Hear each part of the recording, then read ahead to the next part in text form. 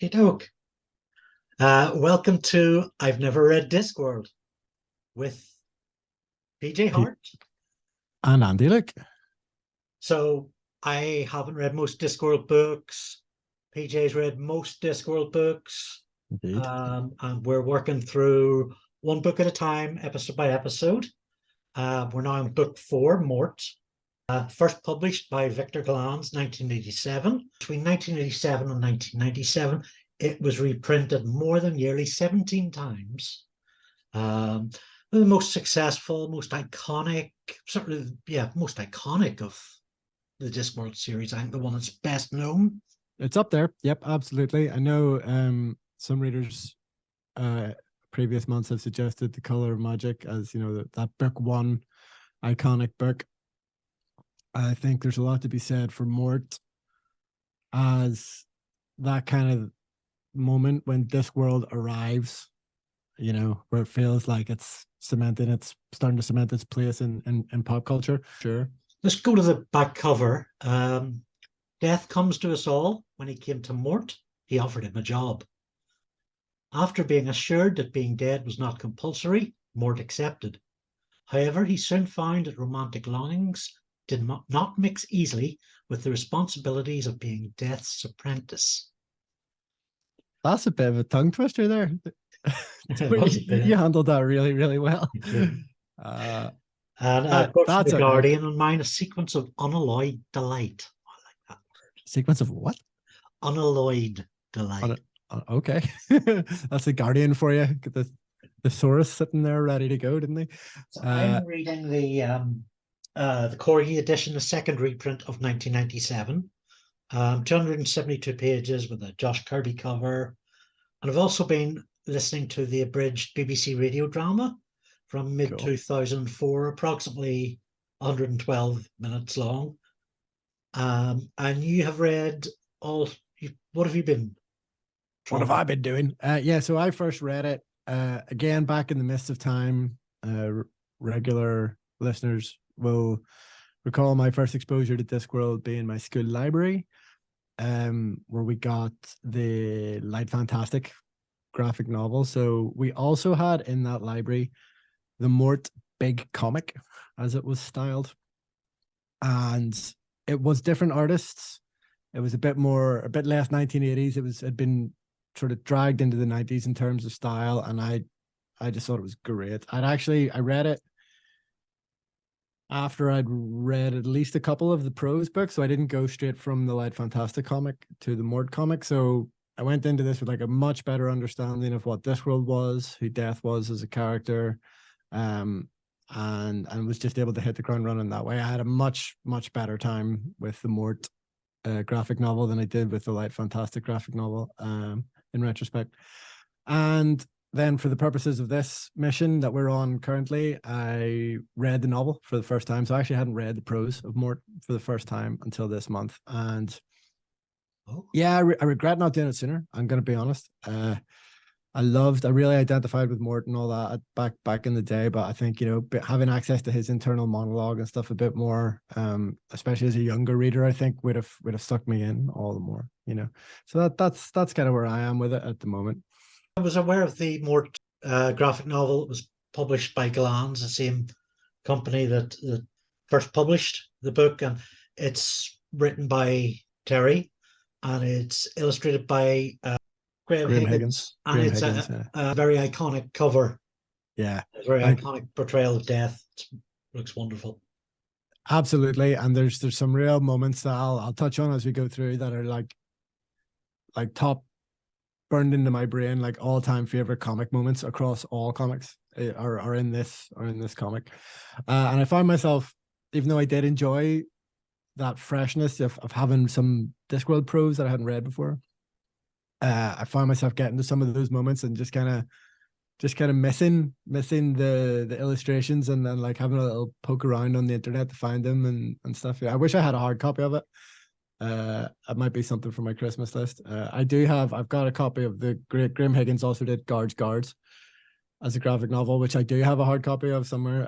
So I'll dig that out of the closet when we get to that one. But I think he really captures the Discworld characters in a style that's like not realistic.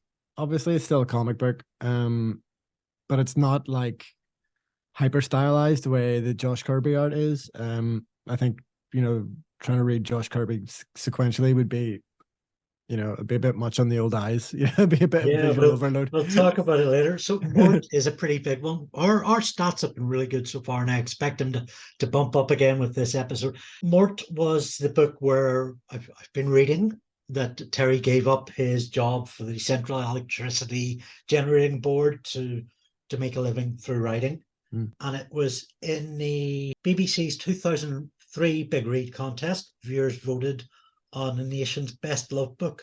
Mort was among the top 100 and chosen as the most popular of Pratchett's novels. Wow. This was in 2003? 2003. And the next year, Pratchett stated that Mort was the first Discworld novel that he was really pleased with. The plot had existed to support the jokes before, but that in Mort, the plot was integral. I have some opinions about that. Yes, I've got some too. And I'd like to preempt them. So, for the creepers people watching us on Spotify and YouTube, you may Is notice that what we're calling them? That's a so beautifully nice. festive Tyrannosaurus Rex lightning bolt Christmas sweater. That is quite something. It's a bit glam, a bit camp. Is this because I threw the gauntlet down with the witch's hat? You feel that you've had I'm trying to one up me, PJ. And you've succeeded completely, 100% succeeded. I've nothing of the sort, no props except for a glass of Bailey's for this episode, unfortunately. But we'll have to look into that. We'll have to see how far we can push this then for future recordings. So a few facts before we begin with my opinions. Love a fact. It's my birthday today. Thank you. Happy birthday, Andy. Woo! Last year in my 40s. I'm sure Terry's written some interesting things on birthdays that we'll get to. But in preparation, I've written a short statement. So birthdays are nearly universally agreed to be special days. From the ages of 1 to 21 and on years divisible by 10 or 25. Similarly, there is a desire not to clash with someone on their birthday. It's as if there's some undefinable law that suggests the birthday one is right in all their utterances. With the great age of greater communications technologies, birthday pronouncements are given new power, recordings resonating through time, further extending the rightness of opinions, mine, even when the instinct may be to treat those as contrary or just bloody wrong. The audience is advised to scream into a pillow. Thank you. Thank you. I better find a pillow then, I think is the moral of that story, is it? Well, happy birthday. Yeah, obviously all your opinions, as in every episode, will be treated as the word of God. So no worries there. Good to hear. Yeah, I overrated. Oh, straight in there though. That was that. I thought we were going to build up to that for sure. I enjoyed it well enough. I think it's my favorite so far. Let's take it on its own, really. Yeah, let's talk it through. Because I can understand your sentiments for sure, but I think bearing in mind where we are in the series and all that kind of stuff, there is a lot to be said still for this book. I remember we had a couple of email exchanges in preparation while we were both still reading, and I was really hyped. I think I was about halfway through at the time, or maybe not quite, and I was like absolutely loving it. We had a couple of email exchanges, and I was like, "Yeah, man, this is like where Discworld has arrived." And then when I finished the book and all that, and I took a step away, I was like, "Well, that doesn't mean it's perfect, you know." Yeah, I mean, I've read books where, so I didn't hate it at all. No, but I've read books where I think this might fall into this category, like American Gods, where I was reading it and I thought at the time, that was okay. That was a good read. Wasn't great, but it was good. And then years later, I'm thinking back to it and thinking, yeah, it was really damn good. Sticks with you. Yeah, it does. It sticks with you. And I just noticed that you're dropping like bomb after bomb here because I'm not going to contradict you on your birthday. You're like, oh, Mort sucks. American Gods sucks. So what else sucks on maybe I'll appreciate it over time. I think it could be one of those ones. Yeah, it is interesting. as I said, like, after the kind of, as I was reading it, especially in sort of the first half to 2/3, I was like totally vibing with it. And then I had a sort of dust settling moment at the end. But like, as I mentioned from when I read the graphic novel, like there's bits of this book that have stuck with me, like, for 20 plus years. So in that sense, it's as with the others, it is definitely successful. I think, maybe you're coming into it as a fully grown adult. I'll not ask you what birthday you're having unless you want to reveal that on your own volition. But I'm let's say I'm at the end of my 40s. okay, so yeah, so you've been around the block. You're old, and you're About it, jaded yeah. for sure. So I read this when I was like in my early teens. I was like 12, 13 years old. So especially compared with Rincewind, but like even more so than Esk and Simon, even though they were younger protagonists that I did identify with. Even more so than them, I found Mort like really, really relatable. So I think, as I mentioned already, I would have done more so if I'd read the prose and I had a bit more of his internal monologue. But I think Terry, like, he really nails that sense of not quite fitting in. Like, it's not over egged. There's no melodrama to it. He's not like the boy under the stairs or whatever. He's just a little bit different than his family, and like, because they live rurally and they're all supposed to pitch in on the farm, that's like a bigger problem than it would ordinarily be. But just like the fact that there's no harm to him, like, and there's no expectation that he's going to run off and join the army or do something different, or that like his dad is even like being mean to him because of that. Like, he's not ostracized by his family because he's different. It's just like makes life inconvenient for everybody, and there's just like a sadness and like a truth to that I find quite relatable. Yeah, it's got that sort of vulnerable young adult thing. His family love him, but they don't really see much of a future for him. Yeah, it's like that little kernel, like we've talked about it before, but that little like kernel of truth, like at the center of a Terry Pratchett character, is 9 times out of 10 it's there, and you get a lot out of that. You'll forgive a lot if that truth is there, and if it stays consistently the whole way through the narrative. And for Mort, it definitely does. So like that's regardless of what comes next, like that's a really, really strong foundation for me, I think. So that whole opening, yeah, where we meet him, the farm, his dad, the job fair, I think that's like, it's a really, really strong foundation for this story, I think. With Mort's sort of poor coordination, I mean, that could be where character directly informed stories leading to the conflicts that Mort engineers, accidentally or out of the best will in the world. Yeah, it's an easy one, I guess, for a comedy writer to have like to make your protagonist like kind of awkward and kind of goofy, but because, like you say, that's quite integral to his character and informs his worldview, and it informs like the decisions he makes and stuff like that, is great. It's not just played for laughs, like you said already. We have a lot of, well, Terry says plot driven stuff. I would argue character driven stuff rather than joke driven stuff. So I think that's working well. First 25 pages or so are dealing with the apprentice fair, which has had that real sort of rural quality that I saw in the previous book, Equal Rights. Be disappointed by the lack of talking trees. Yeah, it was a bit. I figured you got to make a birthday statement instead, though, so you can save your tree time for another episode. This sort of contrariness is probably mostly confined to the second half of the book. So here we see a sort of a blend of the fantastical and the reality of job seeking again. And then we get into curry with Death. Death takes Mort for a curry, which I adored.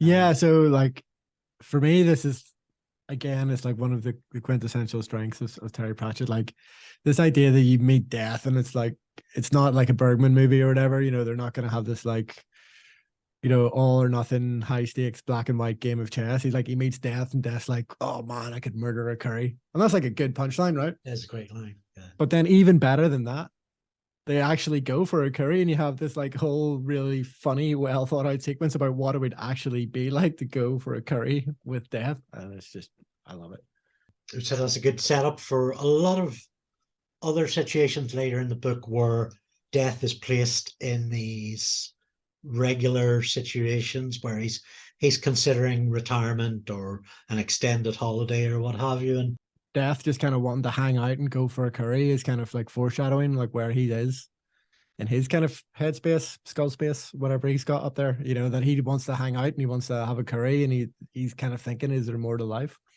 I was kind of thinking about it from a different point of view as well, that even though it's just a brilliant, funny scene, it sets up the rules, like the mechanics of how mortals are going to interact, or how they already interact with death, and how they're going to end up interacting with Mort. Like their minds just reject the idea that death's there. It's just like, yeah, nope, there's not a skeleton sitting at the table. That's fine. So I think it's good setup for like how the alternate reality stuff, like the two realities, how that's going to work as well. That like reality has a certain shape and it always kind of wants to snap back to that shape, and like death having a curry, it's unacceptable to the human mind. So, and also character context in that I'm not really sure if we learn how Isabel got to be part of Death's family, but the curry scene with Mort, where an icebreaker with the new employer, is kind of suggestive of some sort of social mechanics between Death and Isabel. Yes, true, of course, because no, I mean, I think it's sort of loosely touched on this, that her mother died, and then her family died and Death took her in, but don't really dig any deeper into it at this stage, certainly, anyway, and that's fine. I mean, especially thinking back to equal rights, the amount of setup, this moves a lot quicker. The first act of the story for me moves much quicker. So the fact that we don't take time out to learn all that kind of weird backstory is fine. We briefly visited that realm before, didn't we, in the Light Fantastic? Yeah. And we know that Isabel's there already, so it's like we just know that exists in Discworld. That Discworld Death has a house and a daughter, and now we're here, and that's fine because we've been here before. We've got Albert, who's baking mushrooms for Mort when he wakes up, making a nice fry up. It's good to know there's fry ups in the afterlife. That's a deal breaker for me, for sure. Maybe that's the talking plants. Is the mushrooms? Yeah. Mushrooms. Sorry, They got me thinking about the Albert. mitochondrial network and all that stuff again. The amount of time spent talking about sausages and stuff like that, it gets me hungry. I can see that he appreciates a good fry up. Yeah, Albert is one of those characters, like recurring characters that we've met already in the series are still kind of finding their final form, like Granny Weatherwax and stuff. Death and Albert, Isabel, Mort, like they're coming in kind of fully formed in my view. Albert is a personal favorite of mine. Back when we were talking about the Color of Magic adaptation and stuff like that, having David Jason playing Rincewind was particularly egregious in my mind because he'd already played Albert in another adaptation and nailed it, I thought. But with that, it's cheeky. Yeah, it's one that you haven't read yet, so we'll draw a line under that. But hopefully that gives you some context to my kind of reticence about him in the earlier adaptations. So yeah, like hitting the ground running in this world is great. But that said, I am a bit torn on how Isabel is portrayed. Like, I think it's good that he's trying to keep the audience guessing, and that like there's really limited interactions between her and Mort at the start. But I do think that some of the descriptions of like her weight and her appearance, like they haven't really aged all that well. Like there are jokes at her expense. She's just like a lonely young girl. Like it seems a bit punching down. Like we wouldn't do that now, and I don't even think it's not something Terry would do either in his later books. So there's I know I just said they all jumped onto the page fully formed, but I think that's possibly one exception to that. Right, interesting. I'm not sure if I agree, but okay. I think I appreciate that we meet Isabel as quite a distant sort of figure. When we met her a book or two back, she was a bit cuckoo. Yeah, true. Yeah. So I appreciated her coming in slowly in this. I don't think it serviced the book for the later part when she becomes more involved.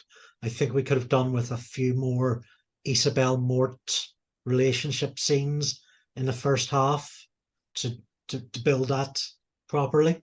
Yeah, maybe. I mean, I guess he's trying to engineer a bit of a bait and switch with the love interest, isn't he? So like, I can appreciate like the kind of story mechanics behind it, but I agree that it's not super well executed. They do have like one good scene together, if I recall, where they're just like properly, you know, the veil comes down and they properly have a slagging match. I do quite like that, but except maybe for the slight.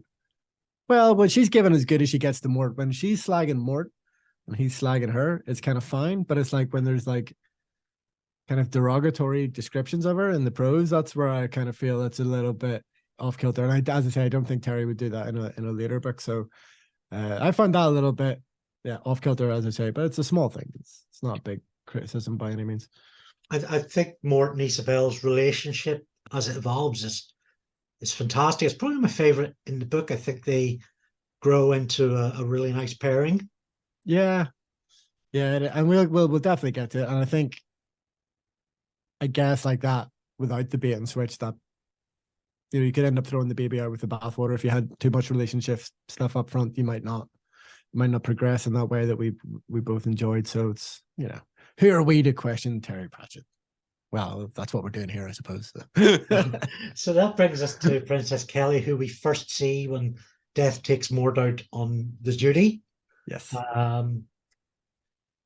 And don't hold back. Not hold back. Okay, so I felt there wasn't really enough foreshadowing. So we're told that Mort has glimpsed this beautiful woman who's the daughter of the king, and this turns out later to be Princess Kelly, but we don't get a name drop, enough of a description. It's something kind of really are putting together later.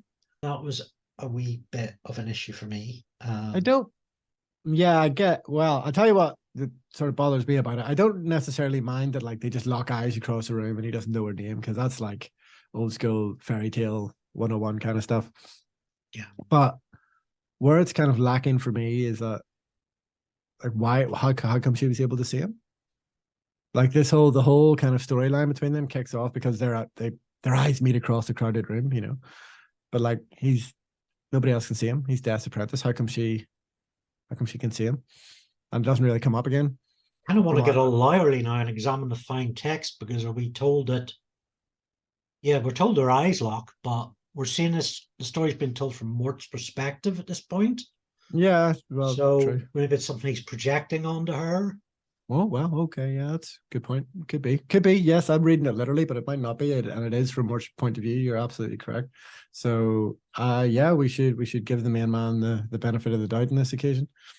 We could go back and see if she references like that. I don't think she does. No. Yes, we get a lot of the physics of the walking through walls.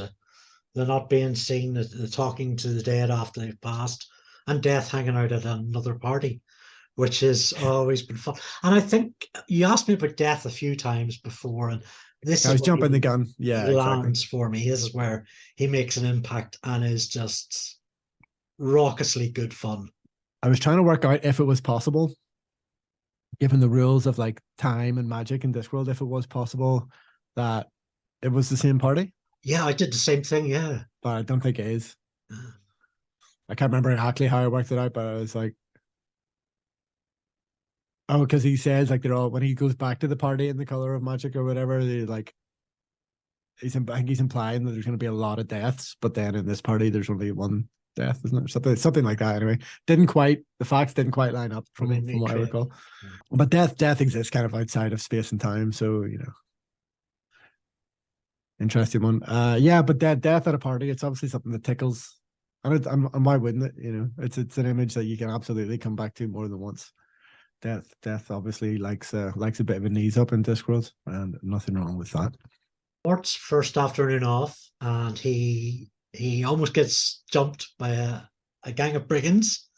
Love this bit, yeah. I like that we're spending more time in Agmore Park as well, because we're building up like that. That's the world. That's when I think Discworld, like all my favorite Discworld stories by and large, are set in the city. So I love that it's every book we have, we're only getting little glimpses, here and there, but it seems like every book we spend a little bit more time there. Yes. Although it's probably equal, maybe, because I'm not thinking, because Inside the Unseen University doesn't count, right? But like I'm talking about like on the streets, man, you know. Yeah. So so like Mort gets to spend some time on the streets, and he gets like an good old fashioned like Morpork mugging, and how that gets dealt with is really good. Yeah, we're seeing a lot more, and we get Cutwell, yet another wizard. Because like you can tell, Solicits yeah, you can tell for- Terry's got the same kind of vibe, because he sets Mort off on his afternoon off in Agmore Park, but then he has to get a horse and beat it all the way to Stolat. So it's like there's just an excuse to have a bit of Agmore Park, and then he has to leave and go somewhere else for the story to continue anyway. Which is where he meets Cutwell, right? right. And it's a good way of getting around, but also like keep it in a tight. It is quite a focused book in terms of that sort of central cast and to some degree central placings. Yeah, it's basically just the Death's Realm, Agmore Park a bit, and then Stolat a bit, with a few kind of vignettes here and there. And yeah, it feels less, I don't know, but maybe there was an idea in previous books that like to have a Discworld book meant that you had to have like all of the Discworlds, like loads of the Discworld in it, and even equal rights, like they have like a road trip and stuff. Whereas I agree, this feels a lot more focused on like 2 or 3 like really central kind of precincts. I had some issues with Cutwell. Yeah. Although pronunciation's fine. No Cutwell. Nice to have a wizard that we can talk about. Yeah. I think he's described later as being in his early to mid 20s. Yeah, I never picture him that way. No, but more in the 40s for me. I wish I could remember how I should have checked. If I was doing my job properly, I would have checked how he was portrayed in the graphic novel. But I think he's just this pretty basic wizardy from what I recall. I could be wrong. I'll check off. Maybe we can flash an image up when we do the edit. But I didn't see what that adds. Like I don't, he doesn't act noticeably different than how Rincewind acts. Like they're both, they're both these kind of goof off, kind of not serious wizards. Well, he's a character that's very much defined by his purpose, working for Princess Kelly. So when she is killed Why does Mort killed? Yeah, before that, Mort tries to hire him. Oh yeah, because Mort can't figure out how to walk through walls. He can only walk through walls when he's not thinking about it. So yeah, so that's how he ends up with Cutwell, and Cutwell gets clued in. Cutwell's trying to scam Mort, basically, isn't he? So we know that like he is a bit Rincewindy, he's a bit underhanded. So like whatever dealings he ends up having with Kelly, we know that he's probably not going to be like fully on the up and up. So I see what you mean. I mean, he's a bit of an exposition-y character. He kind of serves the plot. I often kind of wondered, like, why not just use Rincewind for this? Because he's, like, we know that it's possible to get from Agmore Park to Stolat in like a few hours because Mort does it. So it's not like we have to remove Rincewind off to some distant part of Discworld. Like, if you want to have other stories with him, like, and Rincewind turns up later anyway in the book. So like the thought was obviously there to have Rincewind back, but I wonder did he just decide at the last minute to keep him separate and to like, because he's going to have his own series of adventures, not to involve him too much, not to put him too much in the forefront of like a death centric story. Because we know we have like the death series and Rincewind has his own series and there's going to be witch series and stuff like that. So at this point, I think they're not crossing over that much. I wonder if that was like a conscious choice. It's an interesting one. The subtext with why Mort can't walk through walls is just that he is at that level of training at that point, that he maybe not being in Death's presence. I quite appreciated the Karate Kid style references of to Master being the new Death. He has to like clean the crop in this. Oh yeah. I don't know if I'm getting this is another overlap maybe from other books, but like it's quite logical, I think, sometimes in how he approaches magic. So like obviously you can't walk through a wall if you're thinking about it, because you're thinking that's a wall. So is it like, I think it's maybe more like a Zen thing, kind of, that like you have to trick yourself into thinking the wall's not there, because obviously you can't walk through a wall if it's there. So I don't know, I might be overthinking that, but well, Mort's Luke Skywalker. He's he's got the blast shield down. Yeah. Exactly. So yeah, I think there is something in that, because you know he does get quite philosophical about how he approaches the rules of magic, within Discworld. So Mort is put out on his first duty. He's got 3 lives to lead over to the next dimension. The witch Ameline, Goody Hamstring, the abbot, and Princess Kelly. I think it slows down a bit here. No, I really like the initial 3 sort of structure of this. I do have a little niggly point that came up, and that's to do with the big man theory. Now, the big man theory is an accusation leveled at writers, as far as I know, with Joe Michael Straczynski at Babylon 5. He tells this great big epic story, but it's all told through majors and generals and presidents. It's rarely told through the janitors and the shop staff. Except for that one episode. Except for that about one. About the janitors. That kind of sucks. Series 5. Sorry. It kind of sucks. Yeah. Like he's not good at it. Like there's a reason he does big man stories, is because he sucks at doing little man stories. Yeah. And I honestly think Pratchett falls afoul of that big man theory here. In something like Death that is so universal, most of the people that we see die are quite big, important figures. That said, I really like this trilogy. They're all reasonably different characters. Their truths had come out. I mean, when he's sitting, there's a lovely scene that I should be quoting, where he's sitting with the witch Hamstring, and they're just sitting on a log in the snow, and it's a real beautiful, poignant moment. Yeah. It's really touching. And you get the abbot comes out with a lot of lovely philosophical stuff as well about reincarnation and the madness of cults that believe he's going to be reborn as a baby at that precise moment. But because they believe it, he is, and he doesn't have a choice. So yeah, there's a couple of things going on here before we move on to Kelly, because that's obviously a big plot point. Yeah, so like that kind of the more philosophical kind of earthy stuff with Goody Hamstring.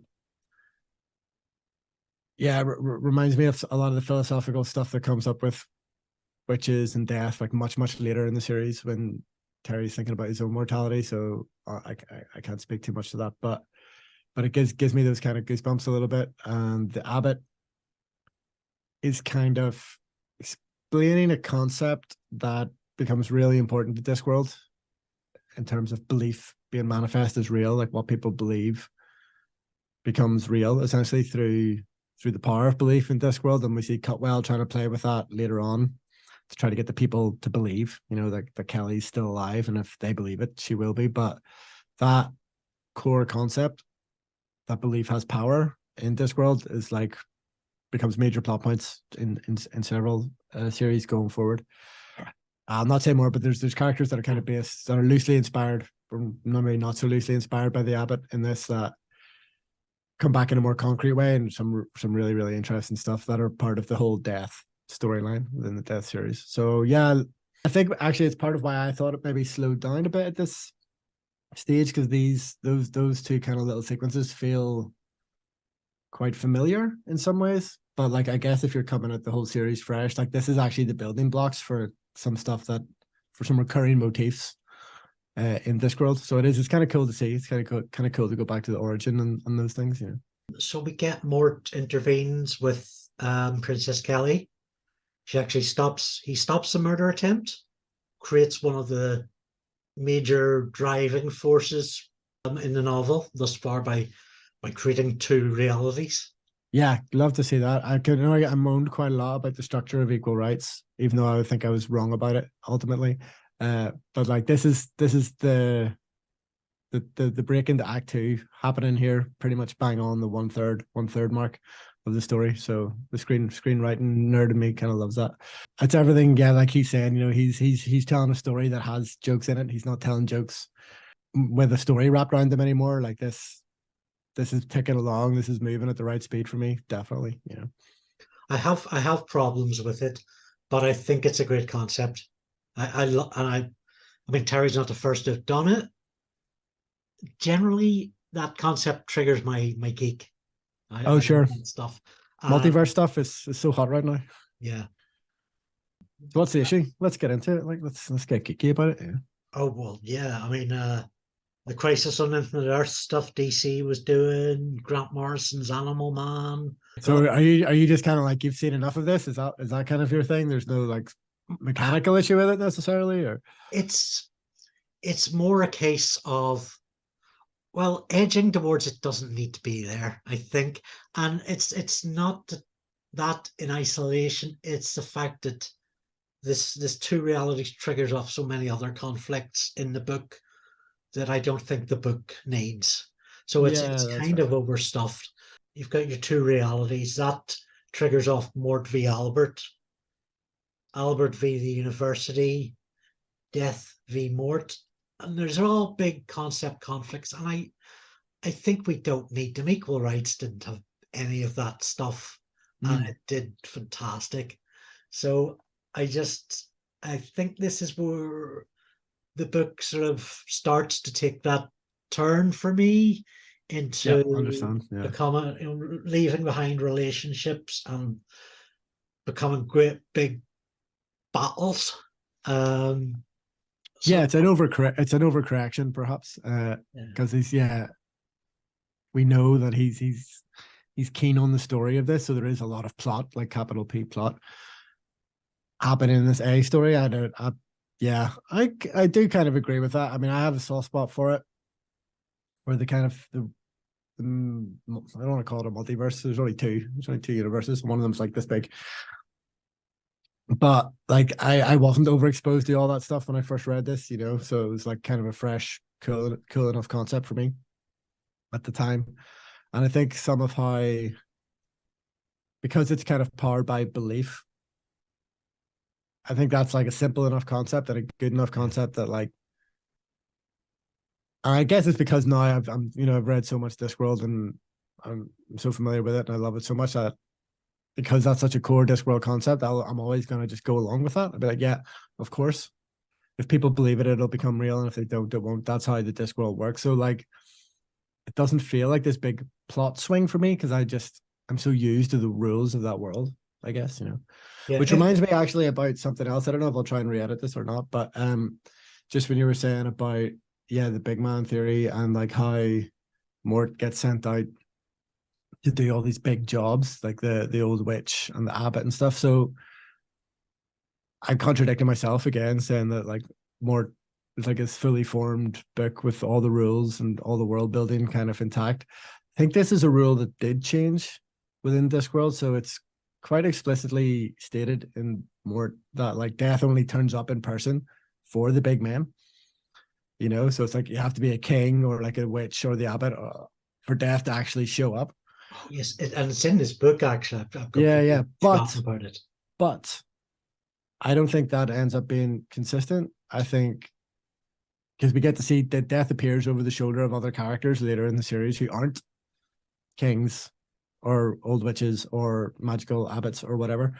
So basically, what the rule ends up being, I actually think it first comes up in Good Omens.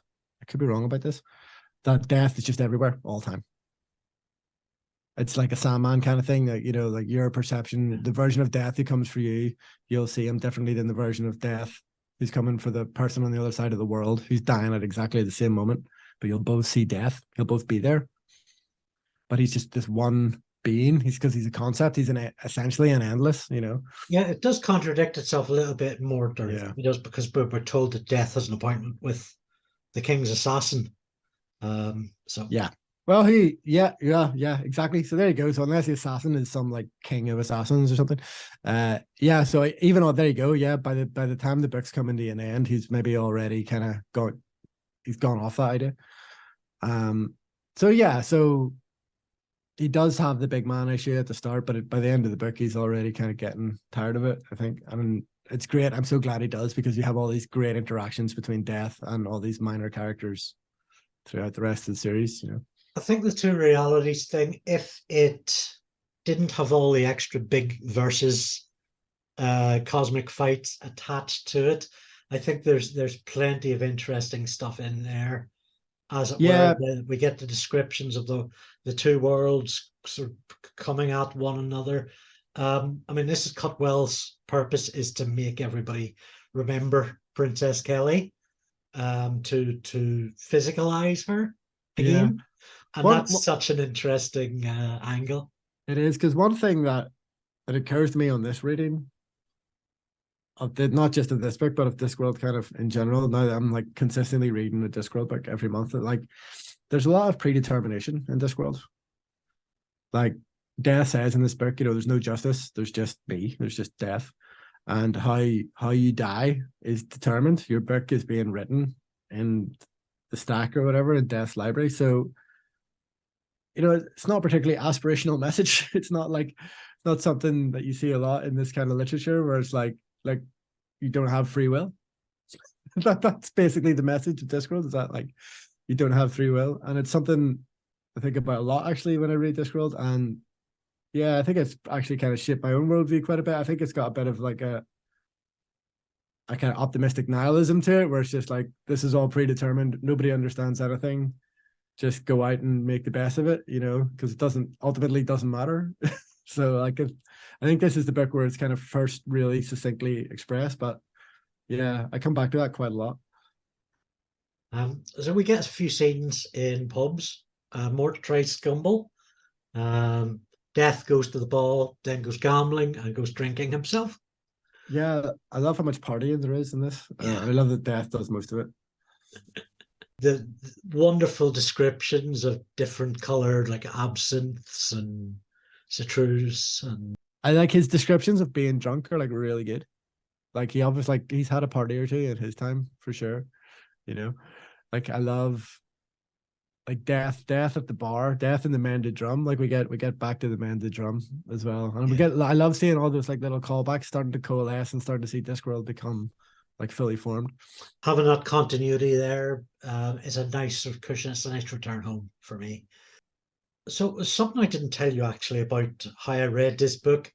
I mentioned in the last episode or two, I was spending a lot of time in chat rooms, video chat rooms. Oh yeah, So I read about 80% of this book aloud in a video chat room. awesome. So hi to Caitlin, who was there for most of it. We have a new fan there. Cool. And I think my death was probably quite influenced by the chap who did the voice of Death in the Sky adaptations that we watched. Was that Christopher Lee?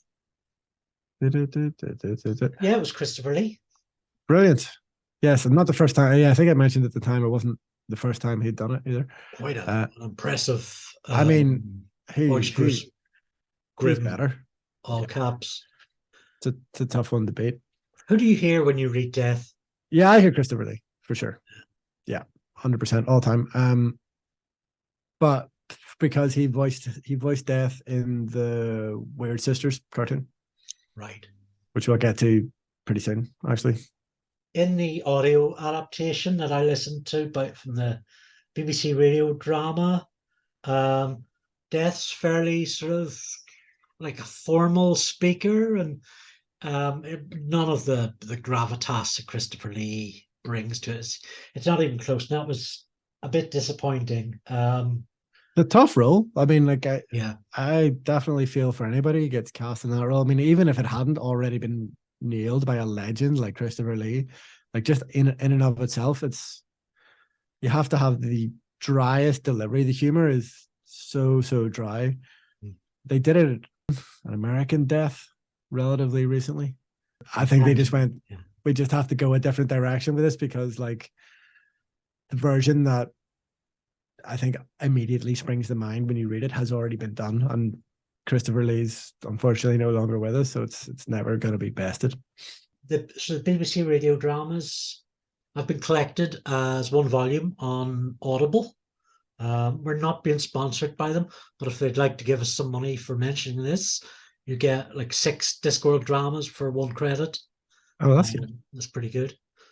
And that's abridged though, right? Are you saying that's abridged? Yeah, that's pretty seriously abridged. Oh, really? It's so 122 minutes. Oof. Yeah, that's short. That's really short.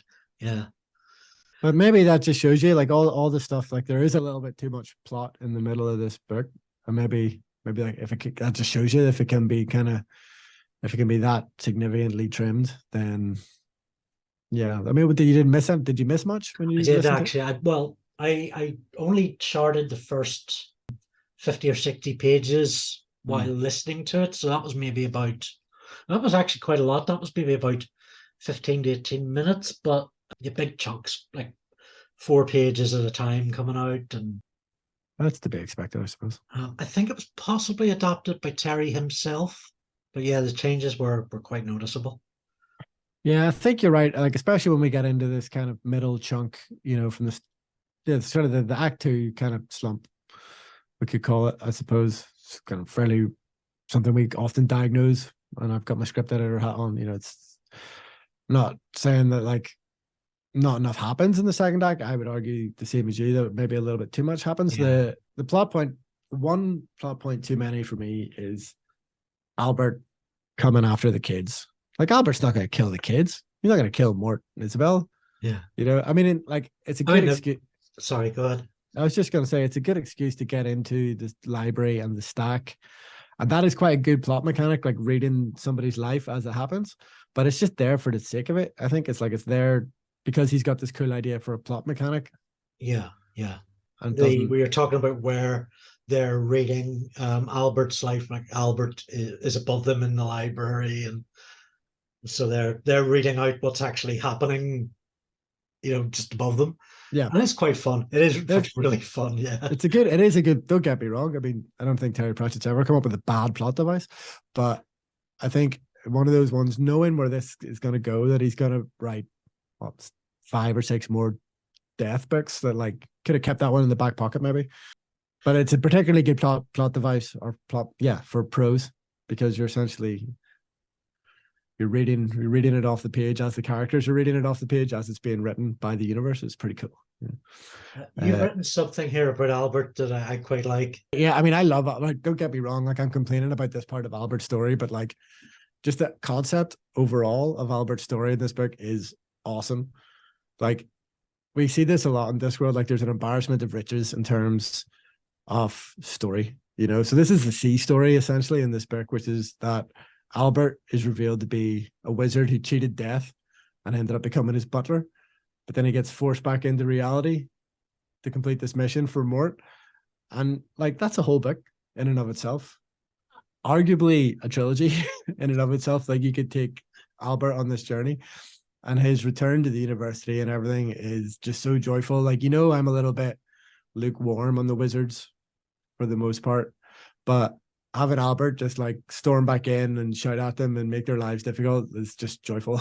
Quite a creepy character, I thought initially, and I was kind of comfortable with that. I wasn't sure that it felt like the right decision to make him one of the big the bad guy. Yeah, no, agreed. And I think I just edited that out internally. Like, I just decided, like, I know Albert's not ultimately a bad guy in this series, and like in my head he's David Jason. So like, I get, like, when I'm reading it, I know that in that first half he is trying to lay the groundwork that like, oh, there might be something a little bit nefarious going on here with Albert, but I've just ignored it basically on this rereading. And yeah, the story is no worse off for it, I don't think. Yeah, Isabel's brought in with more this conspiracy against Albert, but we're getting a lot of death stuff here, the B plot as you call it, and that's much more interesting, I think. Oh, that's the book for me. That's yeah, our favorite. It's interesting how kind of memory works with these kind of things. Like, I know when we were talking about equal rights, like in my head, equal rights was the book where the girl goes to wizard school, even though it was like less than half the book. In my head, Mort is the book where Death goes off the job, goes to try and find himself or whatever, and all the kind of, castles and princesses and stuff is kind of there. But yeah, this is the stuff that if you'd have asked me, last month, what is this book about? This is the stuff I would have told you about. Like the fly fishing and getting drunk in the mended drum and getting all lonely and existential and going to working the job center. Which Harry's House of Ribs. Yeah, which working as the cook. Like that page, that's the yeah. page, by the way. There's a page in the graphic novel where he's working as the cook and he's got all his cats in the kitchen and he's just drawn as he is, he's a skull and a hood, but he just looks like the happiest man in the world. And it's something that stayed with me for like 25 years. So it's a greasy spoon, which I don't know if Americans get this, but a greasy spoon is a cheap budget cafe. Quickly fried meals, quickly washed plates, very sort of working class, It's not, shouty yeah, kind it's of not a rib house. It's not like a barbecue place, which is weird. So it's called Hygra's House of Ribs, which, yeah, if you were American, you would think is going to be like a barbecue, ribs and brisket kind of place, but it's not, right? It's like, yeah, it's a greasy spoon cafe. It's sausages and bacon, greasy cups of tea, baked beans, eggs, mushrooms again. He loves a fry. Terry loves a fry. Soda bread. Absolutely. So yeah, so that page is great. I love that whole storyline. The job center thing obviously kind of went a little bit over my head at the time. I mean, job center, like as a real thing, didn't exist back then. It was just a dole office, wasn't it? That's Before because then if you go to a job centre or a dole office, everybody's sitting with their head in their hands. So it's all been rebranded since then. But like the tone of that interview definitely hits different now that I've been to the job center myself on several occasions in the intervening quarter of a century. I spent a long time in my 20s unemployed, so yeah, I know it too well. And the way there's a good quote, we'll probably come to it later. The way Death describes his talents to the dole officer, to the job center guy, it's pretty good. It's pretty iconically Discworld, I think. So yeah, I would also something to mention with this. Like I've complained a little bit or moaned a little bit in the past about like the kind of perspective shifts or lack of perspective shifts in Discworld up to this point, where like having two parallel narratives and choosing when to cut between them and stuff is something that he was still kind of figuring out. And I think he's kind of getting there, or has pretty much got there by the time Mort comes along. Like, we're kind of cross-cutting between Death's story and Mort's story through the second act into the third act. And it's working much, much better than it did, for example, in Equal Rights. I mean, it helps that it's like the coolest story in Discworld up to this point. That is one of the ones that he's cutting to. So. Mort and Isabel have interrogated Albert. They think they've got out of him what they need to sort out these competing realities. Mort has to go out and do the duty on the Vizier and the King's concubine. I think the concubine is one of the sort of the not big men, but she gives that really interesting insight into belief on the Discworld that you were talking about. Belief is paramount. Yeah, so what they believe happens to them in the afterlife, as long as they really believe it, that's what happens. Like that's the rule, and that's part of like what Mort finds to be really unfair. Yeah, about quite fate sad. in Discworld. Yeah, and it's going to get addressed head on in a later book for sure. But like, it's a good point I hadn't considered, that the concubine probably doesn't count. Although maybe because she's been offered up as part of this religious rite, this package deal with the pharaoh or pharaoh analog or whatever he's supposed to be, vizier, that you could possibly get away with it. But that whole I like that they continue. He keeps coming back to it. He keeps reinforcing it. He's got a really clear sense of the rules of his world. I'm not sure in hindsight if Albert sent Mort and Isabel out to do the duty again as a actual necessary way of preventing the clash of realities, or just a distraction while he goes to the unseen university to I forget why he's there. Tries to just power, or this is where things start to get a little bit kicked in the long grass. So basically they have to go do the duty, or the nodes will do bad things. Like, it's not very well explained that like whatever these temporal nodes are, whatever these nodes are, they like help keep reality together. If Death doesn't do the duty, they fail in some way, reality collapses. And that's not particularly well explained. Nobody in the book understands it except Isabel. And then when Isabel does whatever needs to be done, we cut away from it. she tells them that she knows how to do it, and then we cut away to something else.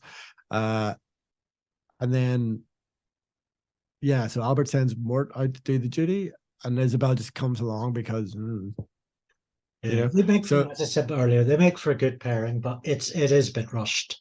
Um, I agree with you. Like so you say, quickly.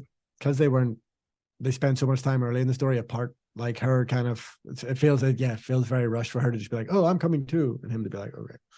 I mean, he Oh can't. yeah, I mean she knows better than anybody. Well, besides Albert, probably what Death's job entails. And Mort's still learning.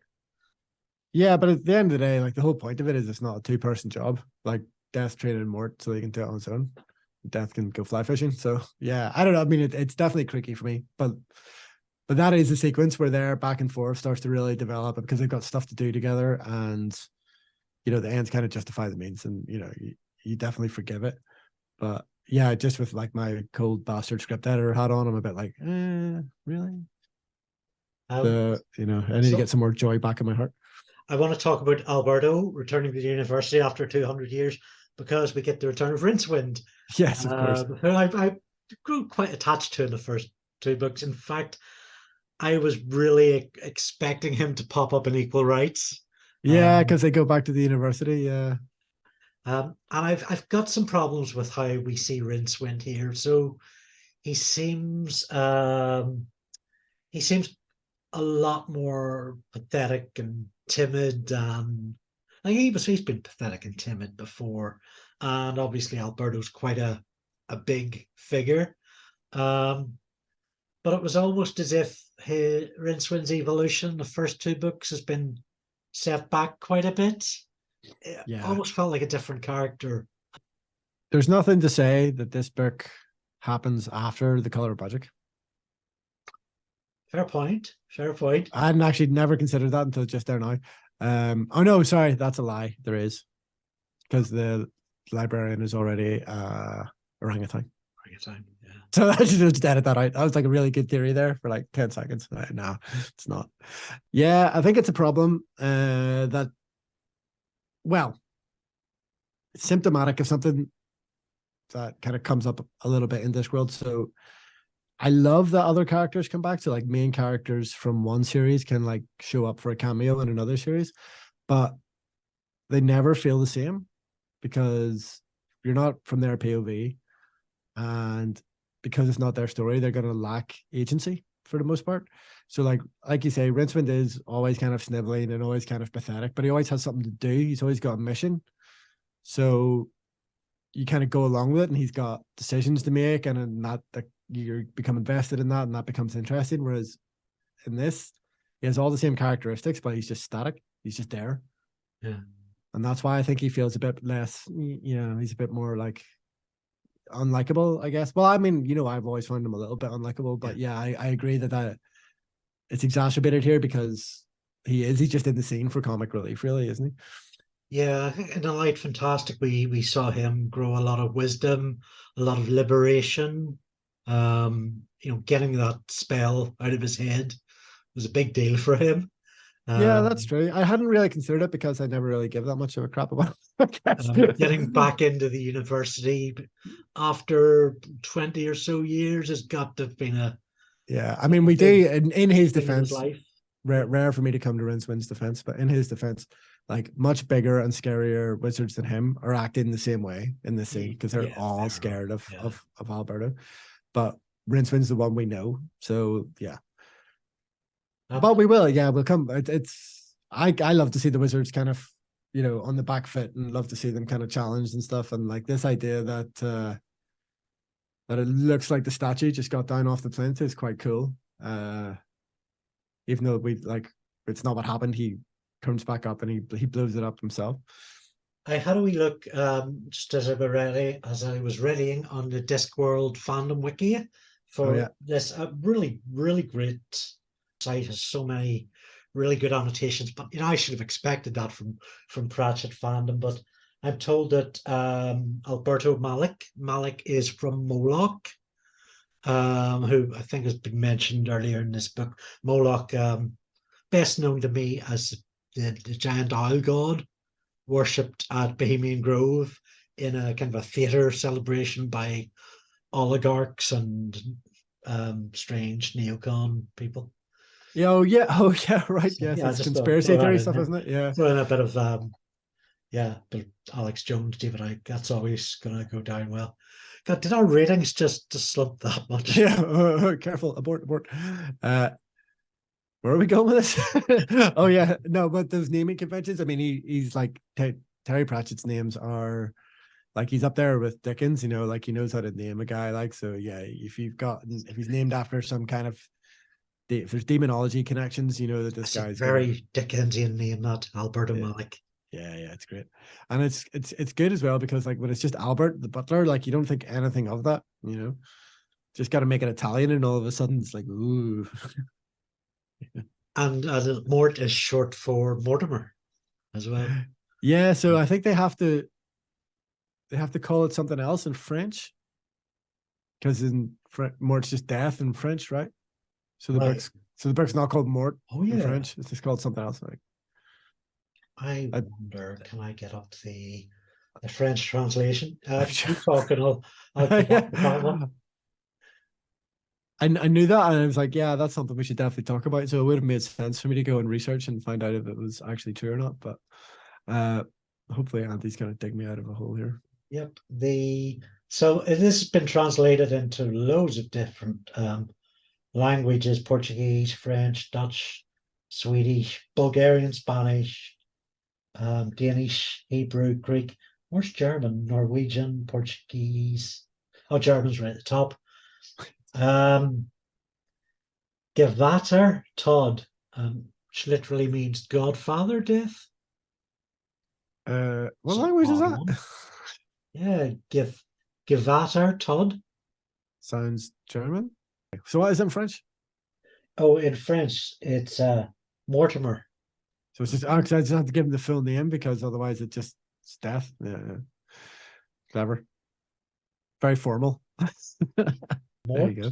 Halal Kizinasa. Hungarian. If my language skills suck. Oh, but the Italian is Morty l'apprentista. I like the way you're saying it's Morty, like it's Rick and Morty. Like, I don't think that's how Italians say it, but okay. So let's get into the big finales then. Yeah, so we know what's coming, and I think like we've both kind of talked. We've already passed the points of this book that we love. Like we like death going on his little holiday, and Albert coming back to the Unseen University. Like it is peaks early. Like I think that's probably the diplomatic way to say it, isn't it? Like the book kind of peaks early. Well, what I was thinking is Terry Pratchett's very obviously the sort of writer who knows how to write an ending. This speaks to me as a writer who could if he was so flawed, could back himself into every corner and still write a fantastic climax. Yeah, that's true. Like the set, that's fair. Like regardless of what we kind of think about, like the stakes of the plot or whatever, or whether it's going on too long or not, like they're really good set pieces. Yeah. Yes, I would agree with that. So the first kind of one is like reality kind of closing in around the coronation. Yeah, that's the big one. Yeah.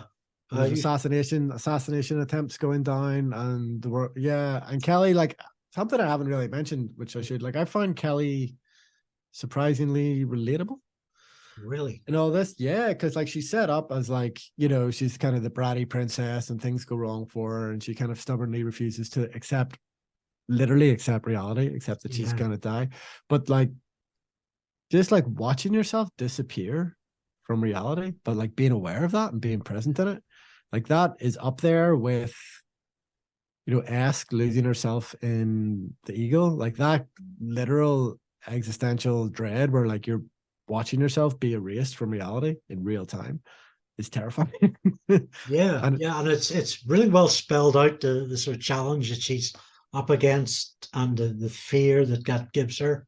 yeah, and she's a And she's teenage girl, and like she yeah, just doesn't she wants to keep existing, and that's just like how can you not relate to that, you know? And and the she's fact quite formidable. She's not going to roll over and take that. yeah, so she's got agency in that, and Yeah, she's going to do everything she can to make it yeah to continue existing. I found yeah, that like yeah, on the one hand, yeah, to give her that level of agency was good, and then on the other hand, just like to have those descriptions of like constant reminders that she doesn't exist or the world doesn't think she exists is like properly terrifying.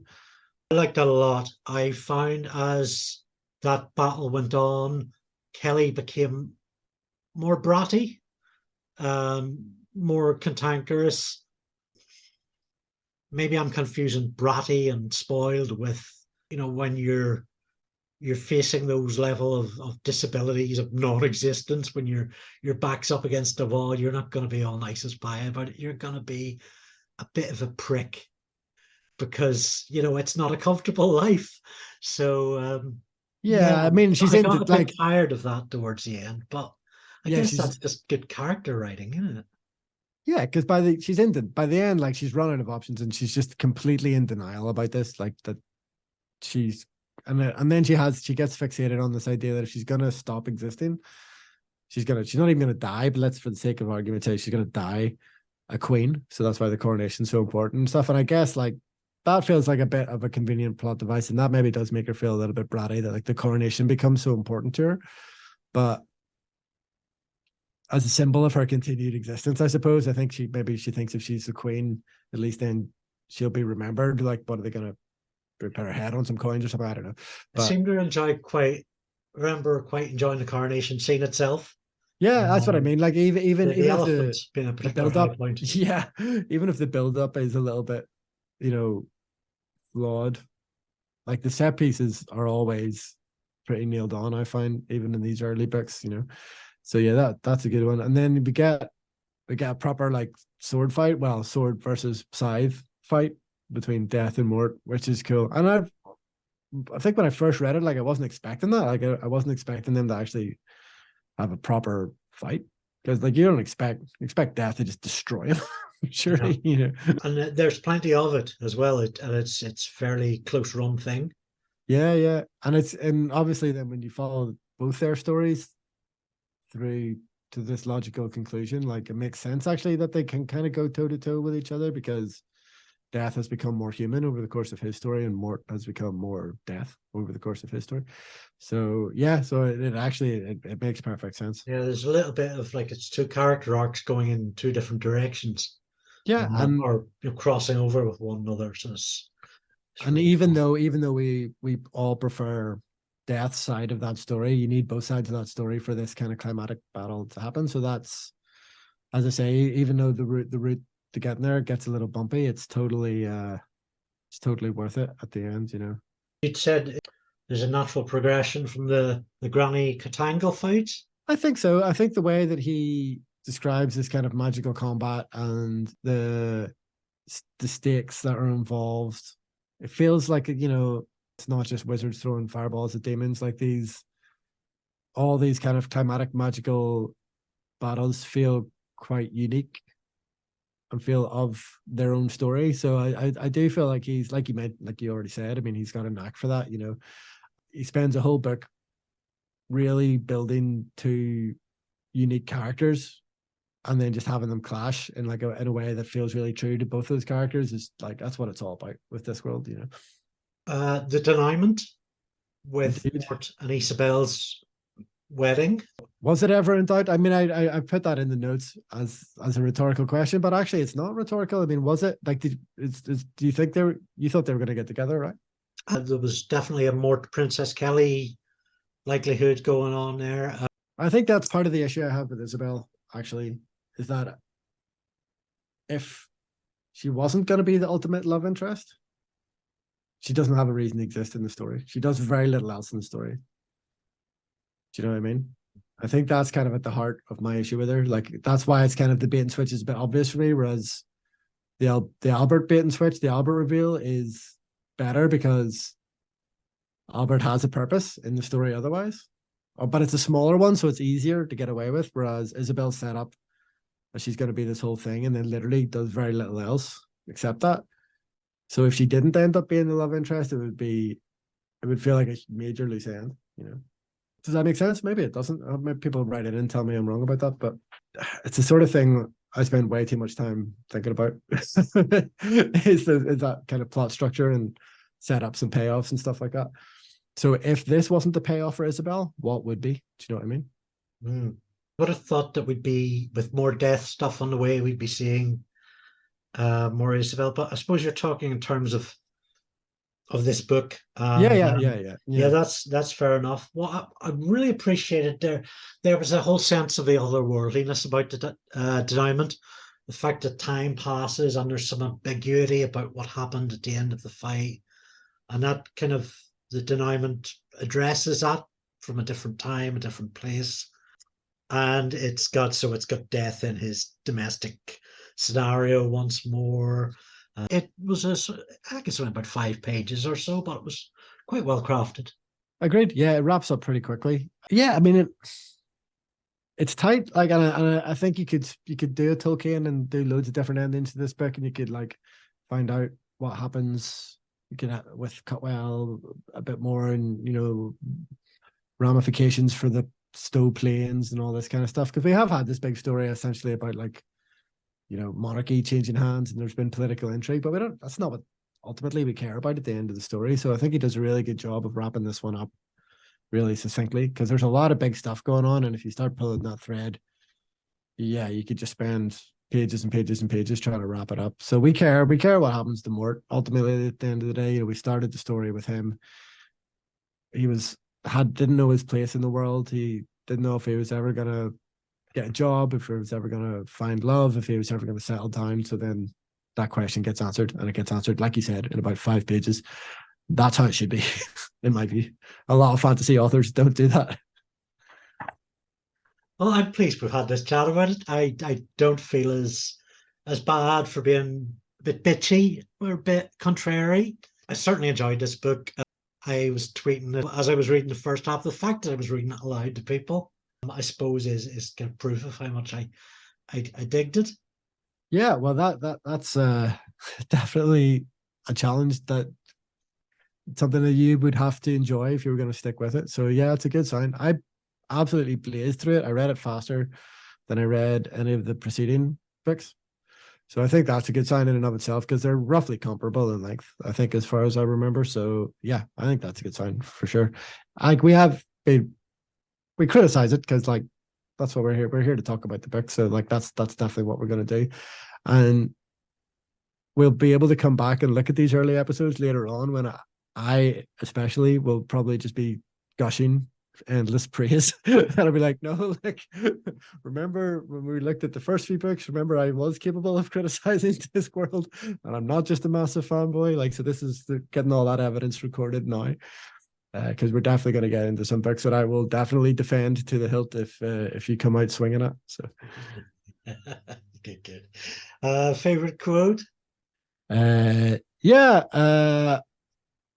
It's a tough one. There's loads in this, absolutely loads in this, but I have tried to stick with the rules, and I've only picked one, which is when Death is learning how to make flies for fly fishing. And the quote is, "The thing between Death's triumphant digits was a fly from the dawn of time. It was the fly in the primordial soup. It had bred on mammoth turds. It wasn't a fly that bangs on window panes. It was a fly that drills through walls." So like, I had no clue what fly fishing was when I first read this, right? And if I hadn't been reading the comic, I would have had no idea. But luckily it's illustrated, and he's doing it. He's making it. And it just, the fly in the primordial soup, that's just so iconic, classic Terry Pratchett. That's a great quote. And because it's part of Death's midlife crisis storyline where he's doing all his hobbies. Like, I love that story so much. Like that's, if I had to pick one quote from that story, I think, yeah, the fly in the primordial soup all day long. Well, I had 6 quotes, but because it's my birthday, I'll take it down to 2. It's your, well, usually we do too, but I've done one to leave you space for more as a birthday present, so you can do as many as you want. Okay. You're also generous. Just edit them out later. I've got to go with a long one and a short one. Okay, good. It's the best for a t-shirt, actually, in my opinion. Look, how about this? Let's pretend we've had the rye and I've won. See? It saves a lot of effort. It's a good quote. Yeah. I mean, it kind of niggles me slightly, because it's the quote that's wallpapers over my biggest plot annoyance, which is Isabel going on the final. Oh yeah. Isn't it? So that's how they get over it. And like, yeah, well, drop a good quote. That'll get you there half the time. So yeah, you do have to respect it. Yeah. and there's quite a few longer ones that are really good. There's a good one about how there should be a word for that brief period just after waking when the mind is full of a warm pig nothing. But I went for the commentary on history. History unravels gently like an old sweater. It has been patched and darned many times, reknitted to suit different people, shoved in a box under the sink of censorship to be cut up for the dusters of propaganda. Yet it always, eventually, manages to spring back into its old familiar shape. History has a habit of changing the people who think they are changing it. History always has a few tricks up its frayed sleeve. It's been around a long time. Yeah, it's a great quote. And that it comes back to like what I was saying earlier, I guess, about the weird predetermination of Discworld. Like he really sees history as this like, yeah, this thing that changes people, not a thing that people shape. Actually, just to finish the quote, people don't alter history any more than birds alter the sky. That's how he sees the universe, like that. Or well, it's not maybe not how he sees the universe, but that's how the universe is presented in Discworld. And I find that just endlessly refreshing. Like that's just what makes the whole tone of the series different in a lot of ways. That feels like a pretty good place to. Oh well, I know you probably want to talk about the cover because you always want to talk about the cover, and it's your birthday. And you can do what you want. So, do you want to talk about the cover first? Because yeah, I'm in agreement with you actually on this one. I mean, I've been as diplomatic as I can up until now. Basically, like I'm not the biggest fan of the Josh Kirby covers, and this is the worst one. It's a lot. Quite garish. So one of the things you pulled out was Death is full cartoony. Yeah. Doesn't hold a candle to Graham Higgins' cover depiction, and Mort is particularly gruesome looking. It looks like he's having a stroke or something. I know. I know. I try to sort of take these covers as abstract and not personify, but there's no way to not personify because this is a novel about character again. Yeah, the and that is name not Mort. Yeah. And it's kind of worsened by the back cover has some more better stuff going on. It has all the hourglasses arranged in shelves. It looks great. And then there's something going on at the top of the page, but it has the blurb over the top of, so we don't get to see the I'm sure we could probably dig out the artwork to flash up. But yeah, that's a shame. So I mean, the reason I think that the absolute death knell for this cover for me is the fact that the Graham Higgins cover is just so good. Like it just captures the dynamics so well. So we'll definitely put it up on the screen if anybody is watching. If you're not watching, just Google it. Yeah, Mort, the big comic Graham Higgins, and it's just Death and Mort standing beside each other, and Mort looking a bit like a fish out of water, and Death looks like Death, so he's big and scary. He's like a foot and a half taller than Mort, and he's just giving him the bunny ears behind his head, and that's it. And that just sums up the tone and the relationship dynamic and the characters absolutely effortlessly. And the art, as I say, it's a bit more grounded. It's still comic book art, but it's not quite as stylized as Kirby. Yeah, so, it's fairly bright and cheery, and that's very much despite the subject matter. That's pretty much the tone of this book. Yeah, and the interior art it's the same artist, like, so it's in the same style. It's just a bit pared down. And he just characterizes Death in a way that I think Kirby misses in a lot of his covers, where like Death, like you said, sort of feels quite cartoonish. It feels like a Halloween decoration. I sort of feel like, and he's quite crooked down sometimes. Let's do a deeper dive into that graphic novel at some point. We'll get. I'd love to. I'll tell you what. We'll probably end up doing. There's a few more adaptations. We'll have to hoover up. The Mort graphic novel is one. The Guards graphic novel will be another one that's coming down the line. Another one that's actually coming down the line even sooner than that is the Weird Sisters animated adaptation. But we'll be lucky if we can get our hands on that. But maybe we should try. It's awesome. Going postal. Oh yeah. I want to give a thank out to a place I've been using for quote directories. There's a lot of good stuff on Goodreads and elsewhere, but chrisjoneswriting.com is my go-to. Oh yeah. For quotes per book. So that's really good. Oh, is this Chris Jones from? I've just clicked on the link in your notes. In Western Australia? Oh. Yes, I think so. Yep. I used to live in Western Australia very briefly. Shout out to Echidna Canyon, Western Australia. There you go. I'm probably I've saying got that wrong. some tweets in front of me. We asked cut angle or coot angle. Oh yeah. Um, What's the Connor consensus? Connor McKick says just the way it's written, cut angle. But Yeah, I'm fair pretty enough. sure when I was reading it as a kid that I was reading it as cute angle. Diplomatic there. He's trying to have it both ways. We need the definitive answers here. Yeah. Steve Jeffrey at Zinkstone says, I always think of it as in acute angle, as he's an arch chancellor, or a cut angle. His Yeah, actual see, first name. It's really good logic. His that actual seems. first Oh, sorry. What is his actual first name? his Yeah. actual first name is never revealed. So there you go. So it's just a acute angle. Acute angle. There you go. That's it. That's it. I mean that's Though pretty decisive for me. his father was named Actor, and his family hail from Brassneck in the Ramtops, close to Badass, home to Granny Weatherwax. So we need some of that. Yeah. Yeah. Okay. No. Actor, cut angle. Acute angle. Acute angle. That's it. Yep. Yeah. That's nailed on as far as I'm concerned. That's case closed. Okay. Because there's lots of puns. There's lots of puns in names in Discworld, isn't there? So. So we got Spotify have this Wrapped promo, which is sort of one of these end of the years. Oh, we hit you with a flashy animation with stats and things. So I've got some interesting stats, Ooh. but I'm going to do my big stats live.